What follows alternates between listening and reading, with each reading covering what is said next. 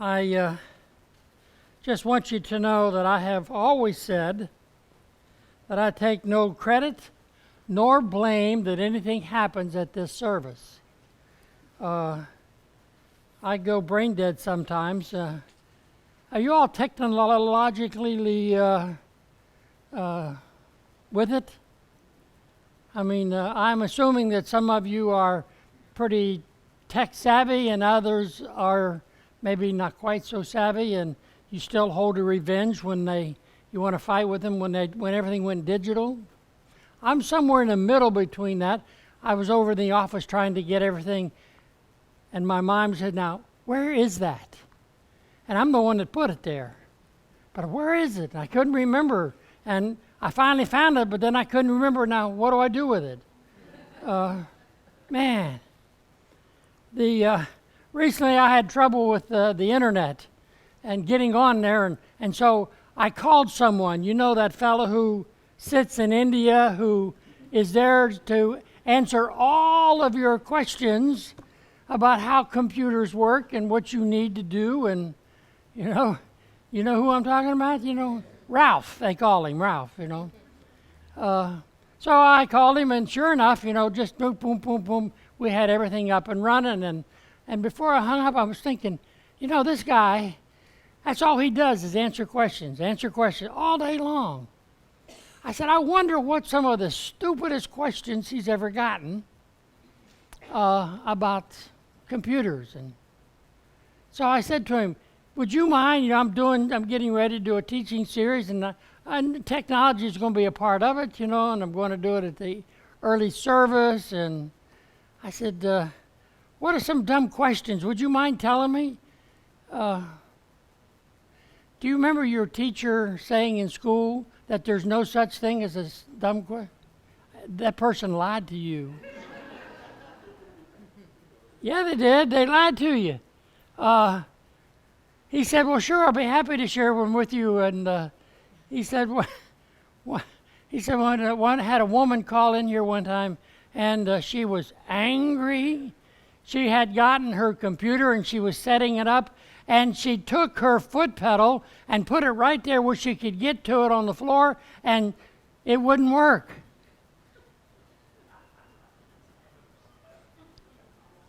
That's her mouse, right? Yeah, I could. And so when I got through giggling about that one, I said, well, any more? He said, well, yeah. He said, not too long ago I had a guy call, and he wanted it. He was angry, frustrated, and he was getting a little mean with me. He wanted to know why there was his cup holder was way too small. He couldn't put his favorite cup in his computer. Well, he thought his DVR, was where you put your coffee mug, that.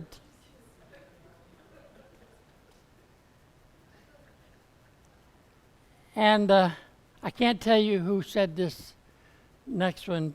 Who the next one happened to, because I never would want to embarrass the person who gave birth to me.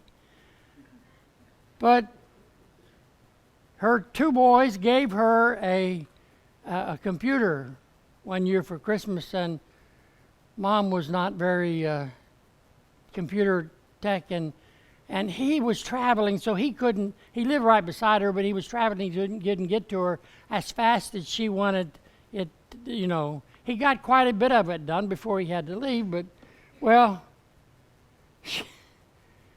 she wanted to get her internet and her email up and running. And so she put in the disk, and she was doing and one of the first prompts that came up on there was close all windows.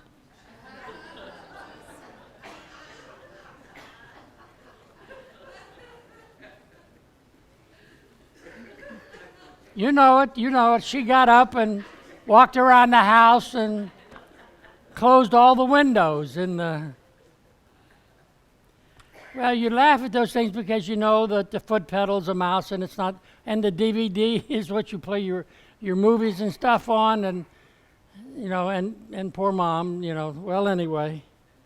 Computers have been designed by someone who's pretty smart, and they're for a certain purpose. They're to do a certain thing. And when you use your computer to do that thing, things seem to work pretty good until you have to call Ralph and talk to him. But generally speaking, when you use them for the things that they need to be used for, or they were designed to be used for, then there's very little frustration, or less frustration, depending on the case. I want to suggest to you that life is a lot like that. That if you live your life and some of the problems that you're having in your life, I don't think are really your problems that somebody else is causing you. Is that you're trying to do and be things that you weren't designed to be and to do. When we know the truth and we know the design of the computer and we can use that accordingly, we are set free. Well, some of us are. True freedom, if you'll write this down, true freedom is living according to God's design for your life. That's what true freedom is. True freedom is living according to God's design for your life. One high school teacher asked her students, what would be your definition of freedom? And the number one response that she got from her students was this: freedom is doing whatever you want to do. That's what the world is and culture is teaching right now. Freedom is doing whatever freedom, that's not what freedom is. True freedom is living according to God's design for your life.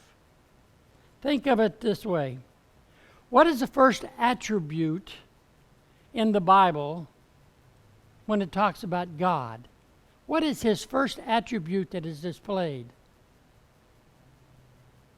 We have a God who is a creator. In the beginning, God created, We are told that he's a creator even before we know that we have a God of love, or we have a just God, or we have a holy God. We have a merciful God. The first thing that the Bible says about our God is he is a creator.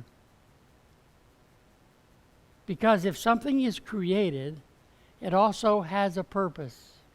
Like the computer which is created, it has a purpose and a particular function. Use your computer the way it was created to be used. Most of the time it works out pretty well. In Genesis we learned that God is a creator and there's a purpose for work. There's a purpose for rest. There's a purpose for family. There's a purpose for marriage. There's a purpose for sex. All of these things. It's only when we know that the truth and living according to it that we actually set free. That is why if we know how we should live and why we are here, then we're able to know where we come from. We will find real joy and peace and freedom. Today we're starting a new teaching series. I hope you'll be patient with me. I've told you before what got me into this and this desire to do some things outside of just Scripture was because I wanted to find out, for me, answers to some questions that I've struggled with since my daughter's murder, my 2 grandkids. A lot of things I still don't understand.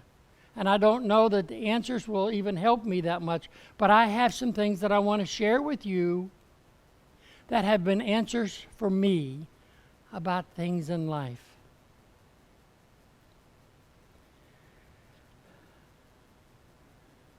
And we're starting with this obvious question: where did we come from? The big question underneath all of this whole series is, are we an accident? Are we an accidental byproduct of blind forces of nature? Are we a cosmic accident, or are we the pinnacle of creation created by a personal and loving God? Now, all of us know, because we've been involved in religion so most of our lives, we know about the religious answer to that question. The answer is, of course. But do you know the reasoning behind that? Someone told you to say that. And we don't like getting two things you don't talk about, right? Is religion and taxes? Or politics. And, well, no, we don't care. We talk about politics now. But we don't talk about religion very often. Why? It's because we are simply oftentimes telling other people what somebody told us.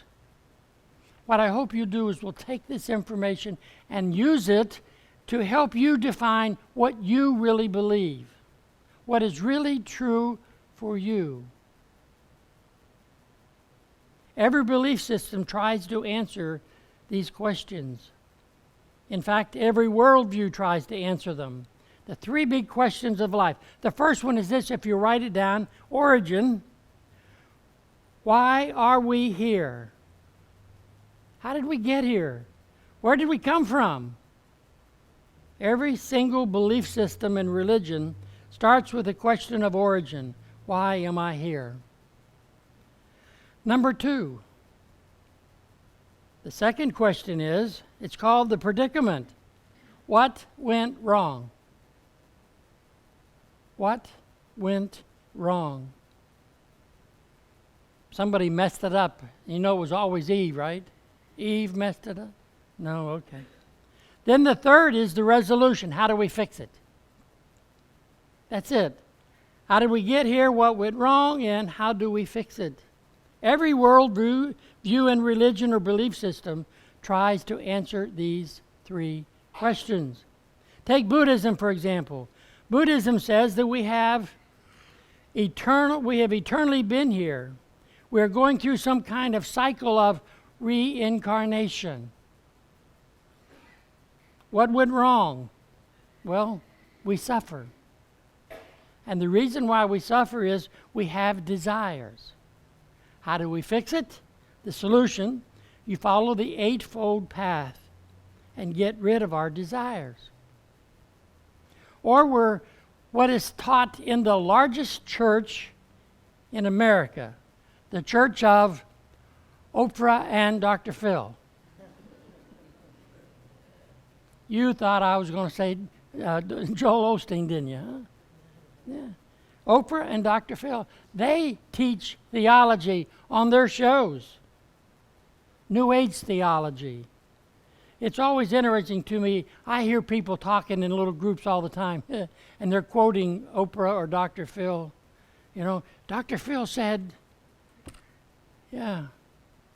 The origin story is we have eternally been a part of God's consciousness. And the problem is we forget that we are God. The solution? Be reminded you're part of God. Or take the secular humanism, this atheistic evolutionary story. The problem with the world is religion.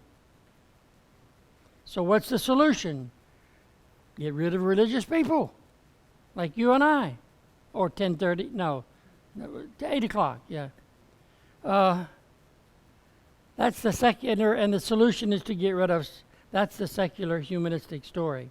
In fact, we watch television, we watch movies, they show us, starts off with, well, what's the origin? You know, you got mom and dad and the kids, and well, let's take Jurassic World. How many people have seen that one? Oh my. Don't mean to mess you up, but in Jurassic World, I got to warn you, the dinosaurs get loose. And anyway, you got the family, you got the dinosaurs. What's the problem? They get loose. Yeah. What's the solution? Catch them or shoot them. Yeah. Commercials do the same thing. You got the family, riding nicely in a car, and then what's the sin? What's the problem? The boulder's coming down the hill right at them. And what's the solution? Whew, thank goodness they had the right tire on their car. They could get away. Religion, movies, commercials tell stories. Christianity is all about a story, about the world. You know the story. What's the origin? God created, right? And the problem? We rebelled against God. That's called sin. And the resolution is what?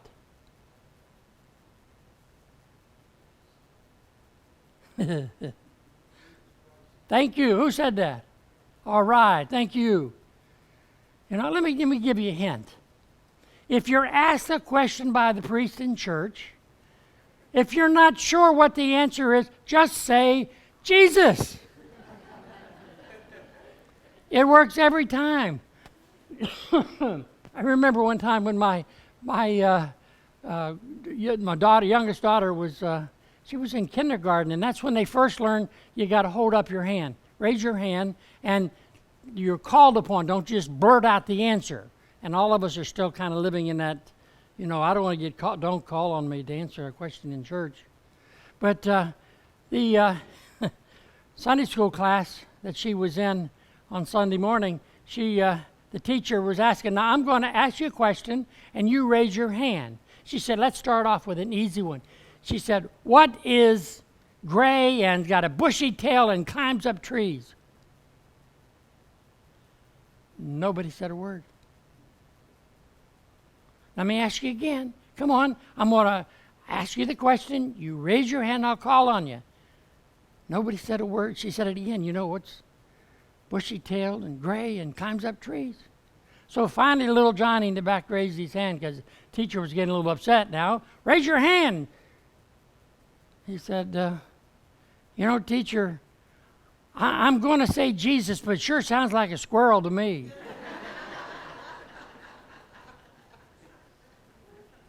You know the Christian story.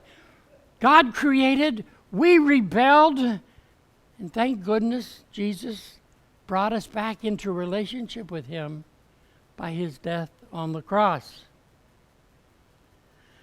Now, the neutralistic Darwinism is the story it's very different than this, our story. According to one influential new atheist, he says, Darwinism implies, if you'll write this down, Darwinism implies that humanity developed by accident. That's the origin account. You're not made in the image of God. You were not planned.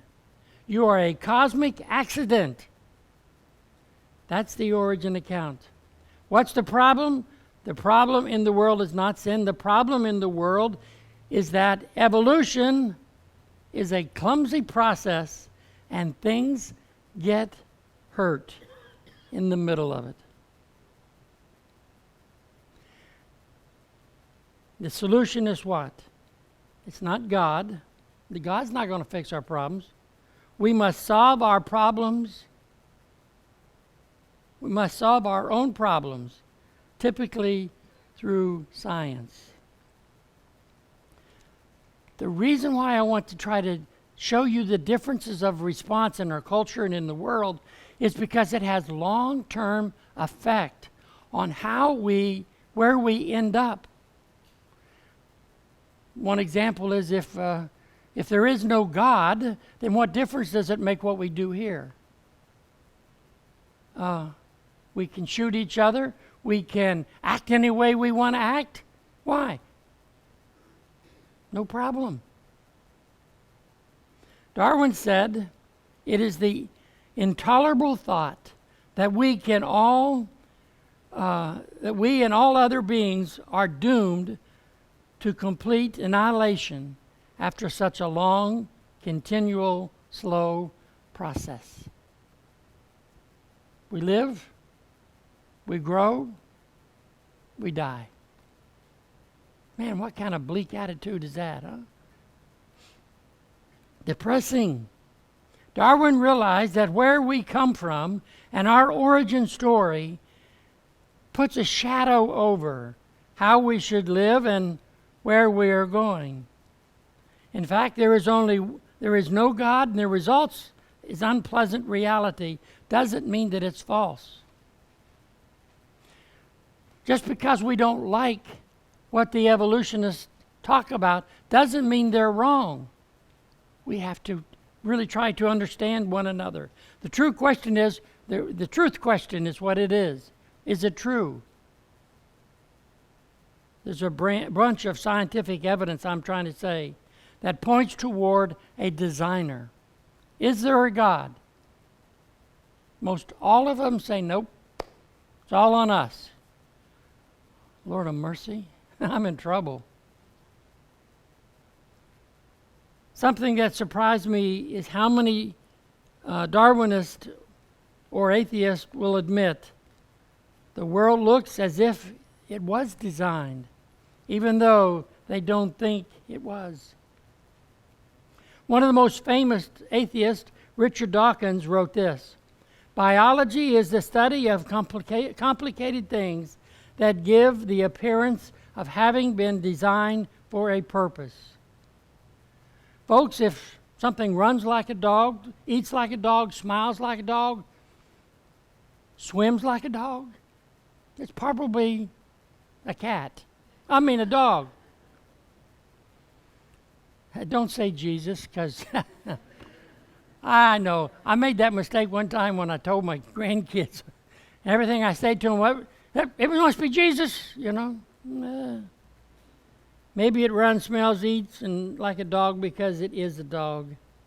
Maybe the world looks designed to believers and non-believers because it actually was designed. I want us to take a look at some examples of what I'm trying to say. But the design we see in natural world should not surprise us. Why? Because in Psalm 19:12, 1 and 2, the heavens declare the glory of God, and the skies proclaim the work of his hand. Day after day they pour forth speech. Right after night they display knowledge. 2,000 years ago, the natural world reveals truths about the Creator. So I want to give you a few examples. In my study, we start with the book, Understanding Intelligent Design. And I know you're hard to think that I read something intelligent, Carl, but Intelligent Design, it's called. The author goes through about 5 or 6 different disciplines. I wanted to know, will I see my daughter and grandchildren again? From the religious origin and all the understanding that I have about Christianity, the answer is sure. But it's not going to prove it there. So I wanted to find out in the other disciplines, in the other sciences, would that work? Does it work? Will I see them? The author goes through the disciplines of biology, cosmology, physics, those kind of things. And they show how the more we learn in those disciplines, the more we see the fingerprint of the intelligent designer. We only have time for 2, so let me give you the physics one first. By this fingerprint of God, this fingerprint of being designed in the world. If you walked into the Everglades and you came across a cabin out there, and nobody was in there, you knocked on the door, nothing. You open up the door and you go in and investigate.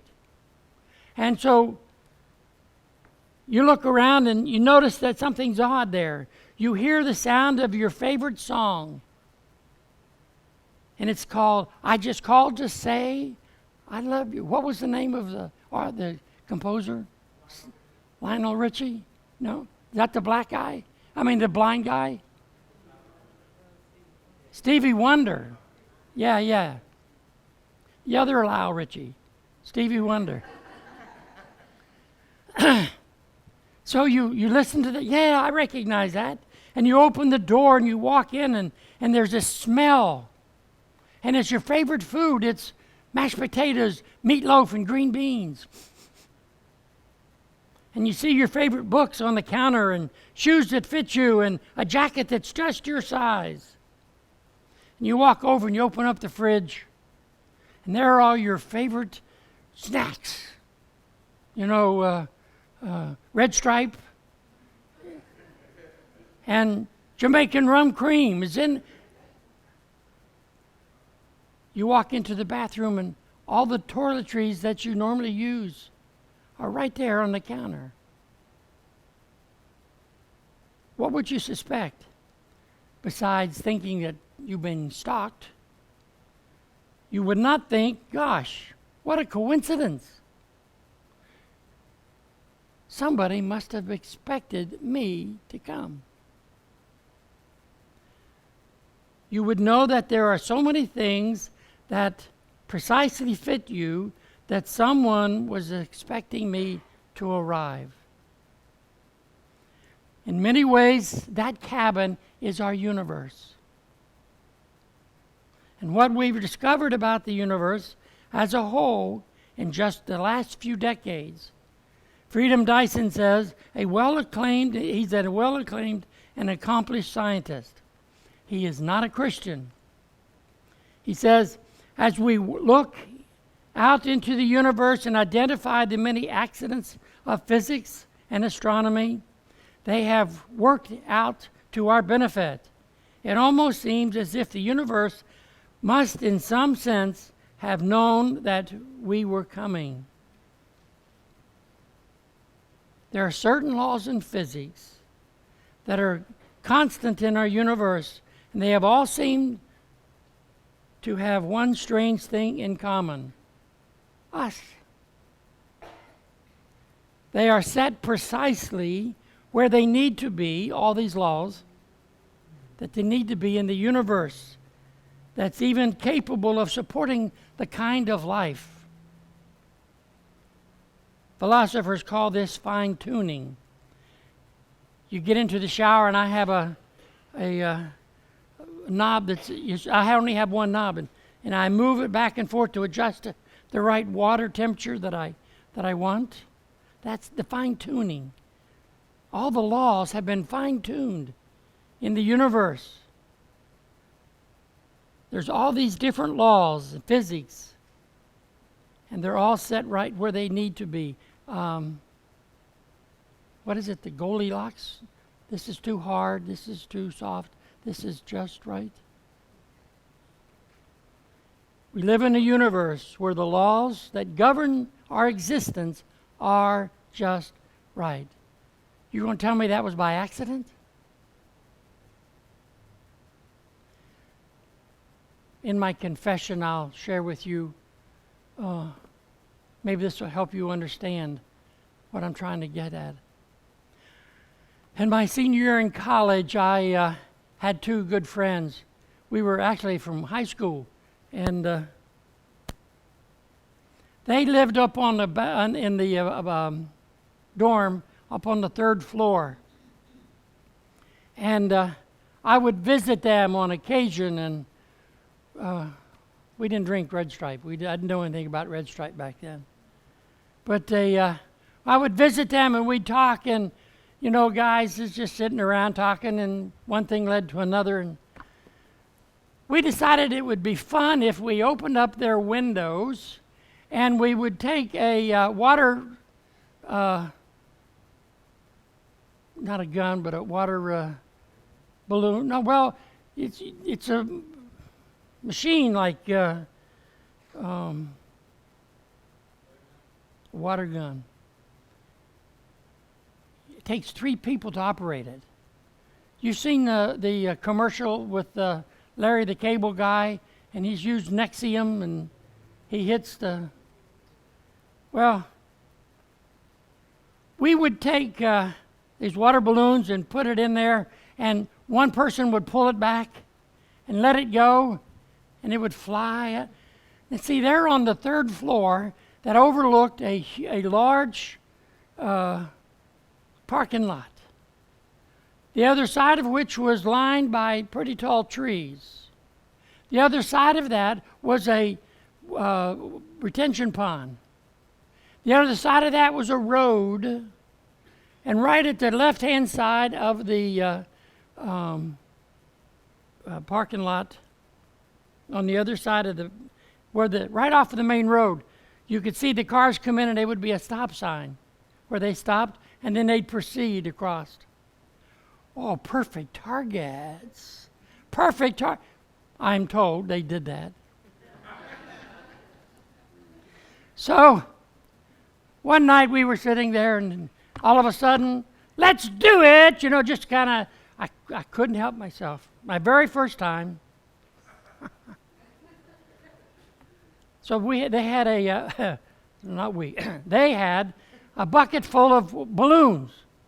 And the idea was, you take and you put anything in there you want. You can put a cat or, no. Anyway, so we go, and so we put this in there. We saw this red VW convertible. And it looked like this we ought to try to stop that person because they're going to get hurt. Go in there. What if they go into the, and drown in the pond, So I got on one side and Randy got on one side and Ron got in the middle and he pulled back. Boom! It cleared the parking lot over the trees, over the pond, and pow! Right into the windshield. Then this hairline crack began to pull up the... That was probably the best economic lesson I learned in college. Because I had to pay for it, and my water gun days were over with. The point being is what would have happened had Ron pulled back a little further? It would have gone over. It would have missed the car altogether. What about if he didn't pull it back enough? It would have maybe hit the trees going into the pond. What if we put more water in the balloon? What happened if we would put less water in the balloon? All of those things affect or could affect. Plus, we were just plain lucky, right? I mean, can you imagine trying to do that? Some people say that we are all accidents. I'm trying to say to you or suggest to you that it's not just an accident. God created us to be who we are. And for someone to say, well, our theory is that we were just, poof, would be like saying, yeah, that water gun was an accurate piece of equipment. Nah. That little red Volkswagen, poor guy, it scared him to death. Huh? I think we had to stand before the chancellor with, hey, I was just visiting in the room. Mark Wooten, a NASA scientist, put it this way. He said, if the balance between the gravity and the expansion rate that would be altered by 1 part in 1 billion, there would be no galaxy, stars, planets, or life. 1 grain of sand, if it was off that much, compared to 1 grain of salt, things would be much different. So what are the odds? Oxford Science Roger Penrose, he said this, if we combined all the laws that must be fine-tuned, we wouldn't even write down that number in full, since it would require more zeros than the number of elementary particles in the universe. I don't have enough faith to believe that it happened by a cosmic accident. When we say things are fine-tuned, that's because we have a fine-tuner, an intelligent mind with a purpose behind it. The second example is, well, let's move from the micro level of physics to the macro level of physics to the micro level in biology. I'm guessing that most of you took a biology class at some point in your life. You probably remember that biology is the study of a living system. It's the study of life. But what we've discovered in the last few years that's only partially true. Nobel laureate David Baltimore is widely cited in a speech that he made. He says, modern biology is a science of, would you write it down, information. Watson and Crick discovered DNA in 1953. They discovered that there was information basis to DNA. And the function of life is the storage and process and transfer of information. So what best explains where this information comes from? Excuse me. First of all, think about how much information is available in the human body. We have adults have 100 trillion cells. If you look at the DNA out of one cell and uncoil it, it would be about 9 feet long. That means that all the DNA in your body, strung together, would go from here to the sun and back about 70 times. What does the DNA do? It stores information. That's its purpose. In fact, one conservative estimate is that in one cell in your body, the DNA storage capacity is equivalent to 8 billion letters, 500 million words, or 8,000 books. That's a lot of books. Evolution News and Views estimates the amount of storage capacity of one cell in your body is equivalent to 500,000 DVDs. Boy, I want one of those sticks that have that many on there, you know? Some of you'd still be bored, I know. Bill Gates put it this way: DNA is like a computer program,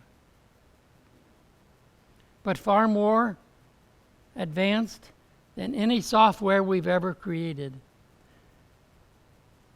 This raises a very thorny and interesting question. If we look inside the DNA of 100 bodies, of the human body, we see the sophistication and the complexity, more information and storage than anything possible that human beings can create. What's the best explanation, I think, of all of this? God. Well, I don't know. I don't want to bore you too much. I asked some of my atheist friends, "What's the best book for me to look at?" And they said, "The God Delusion," 400-page book. Boring and depressing. The question, when it came to the point where they were giving an explanation of the origin of life, do you know what their answer was? Luck. Chance. The question is, when you look at the sophistication of the DNA, is this an adequate explanation to account for all the information that we see? You know, we have a tendency to look, oh, that looks like a little piece of ice floating in the water. But below the water, there's something called an iceberg. In the book, Understanding Intelligent Design, the authors visited Richard Dawkins. This is a true thing. It's really strange. Richard Dawkins is a MIT quantum computational physicist. That means he looks at things in the world and tries to put numerical formulas to it. And they ask him, did you believe that did you believe that there was really intelligent design? And he says, nope. He said, it's by chance. He created the monkey typing Shakespeare theorem. The monkey typing Shakespeare theorem, and I'll give you the web page if you want to go look it up. How do we get information? He said it's by accident. He said if I had enough monkeys, and I had enough computers, and if I had enough time, they would type out all of Shakespeare's plays, all of his books. So they did they actually put it to practice, a professor did, and what I thought was interesting, the monkeys produced between 6 and 7 pages of written text. Did you know that? You were going to laugh at them. No. Well, the first group that went into the cage went up there and broke the computers. The second group went up there. First thing he did, he came out and he peed on them. Oh, I shouldn't say that. Went to the bathroom on them. The third group actually typed 6 or 7 pages after 6 weeks of study. But it was 6 or 7 pages of A's and L's and M's, occasional J and S, but not one single word. In case you really want to look up some, the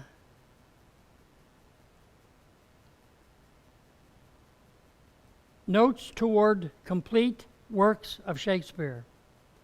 Notes Toward the Complete Works of Shakespeare. You can find it at .com. You can find it on your internet. Stephen Meyer, a Cambridge-trained philosopher of science, he wrote a book, The Signature in the Cell.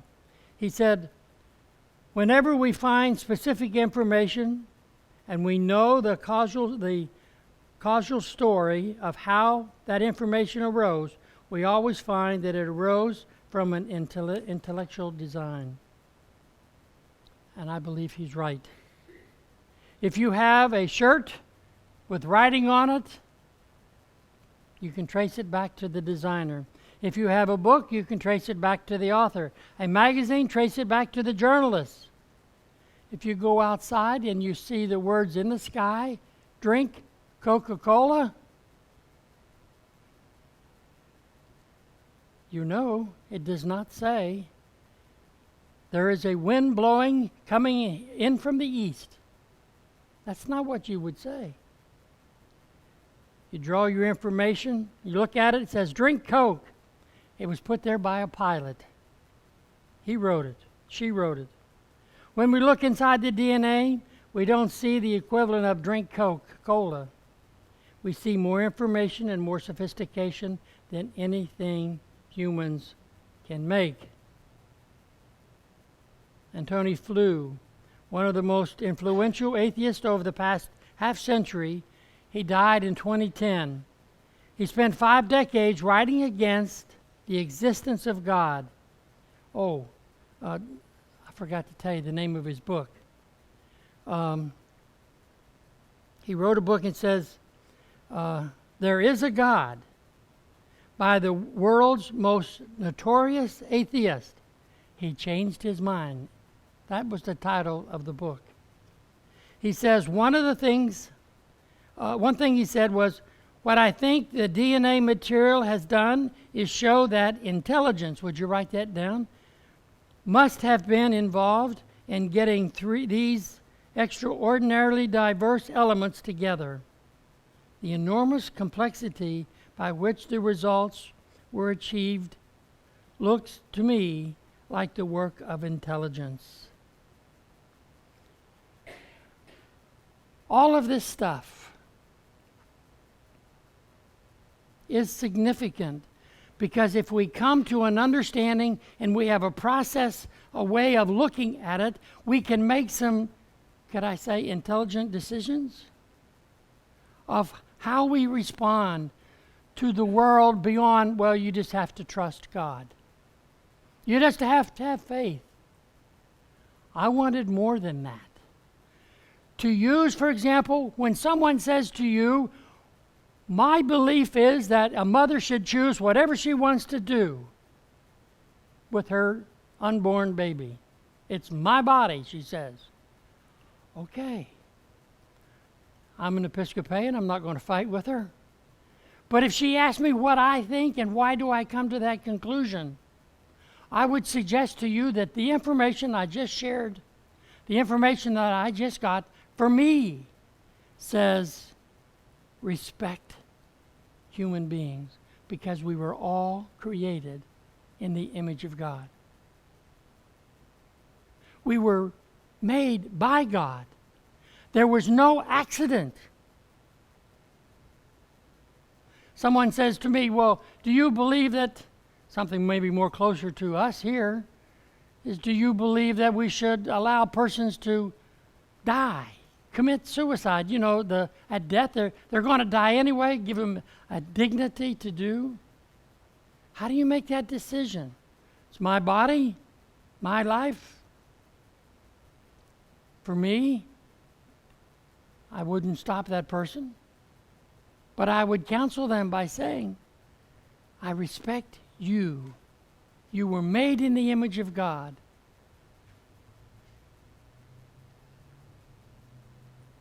If people are truly made in the image of God, then as Christians we must treat everyone with dignity, no matter which side of the wall they are on. Nobody is a mistake.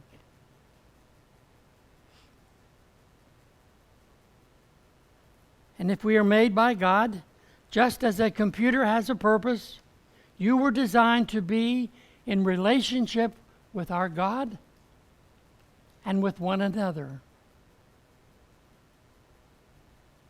You were designed by God to be in a relationship with Him and with a person sitting in the pew with you, or that person here you don't want to be in the pew with.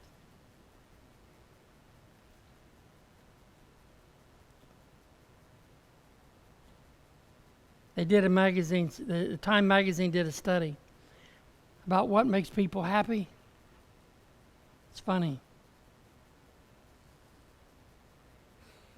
Well, anyway, I'm not going to bore you anymore. It's important, I suggest to you. You can find out for you what's important to you. My hope is that this information will be helpful for you in your answers. The peace of the Lord be always with you.